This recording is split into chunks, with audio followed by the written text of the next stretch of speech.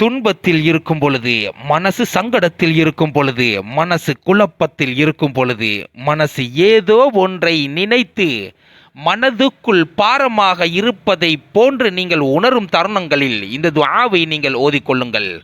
துஆவுல் கர்ப் என்று சொல்லக்கூடிய இந்த துஆ மிகவும் சக்தி வாய்ந்த ஒரு துஆ. கண்மணி நாயகம் ஸல்லல்லாஹு அலைஹி வஸல்லம் அவர்கள் காட்டி தந்தார்கள். பாடம் இல்லாதவர்கள் இந்த துஆவை பாடமாக்கி வைத்துக் கொள்ளுங்கள். மனது குழப்பத்தில் இருக்கும் பொழுது, சங்கடத்தில் இருக்கும் பொழுது, ஏதோ ஒன்றை நினைத்து பாரமாக நீங்கள் உணரும் பொழுது, அத்தனை விடயங்களுக்கும் உங்களுக்கு தீர்வு தரக்கூடிய ஒரு சக்தி வாய்ந்த ஒரு துஆ.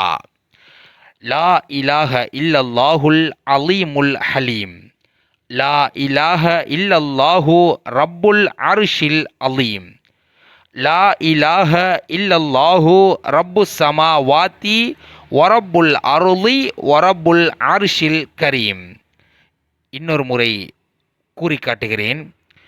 லா இலாஹ இல்லல்லாஹுல் அலீமுல் ஹலீம். லா இலாஹ இல்லல்லாஹு ரப்புல் அர்ஷில் அலீம்.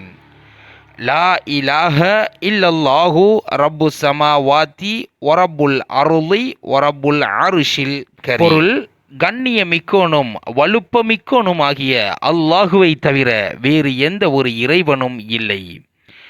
மகத்துவமிக்க அர்ஷின் அதிபதியான அல்லாஹுவை தவிர வேறு எந்த ஒரு இறைவனும் இல்லை.